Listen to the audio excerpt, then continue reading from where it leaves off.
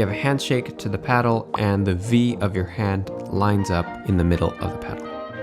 If you're serving, you stand behind the line and you want to serve it cross-court into the quadrant that's opposite to you cross-court.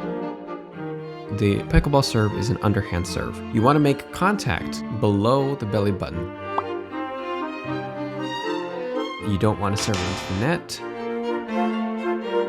You don't want to serve it into the kitchen, which is the rectangular box closest to the net. And you don't want to serve it into the wrong quadrant.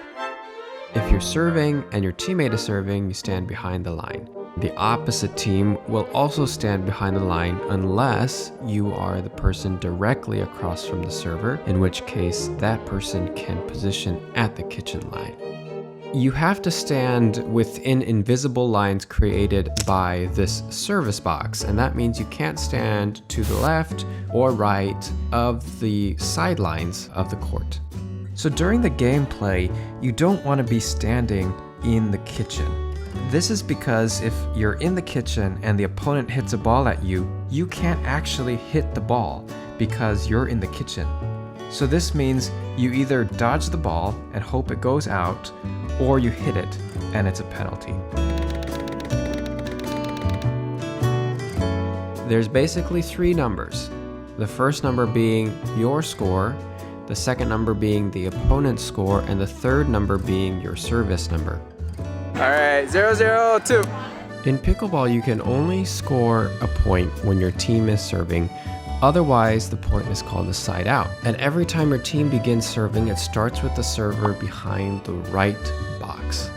You keep serving until you lose the point on your serve. 10-0-1. In which case, the service moves to either your teammate 10-0-2. or to the opponent if you're the second server.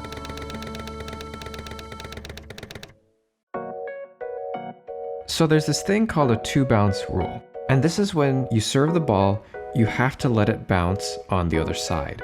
And then when that ball is returned by the opponent, it has to bounce again on your side.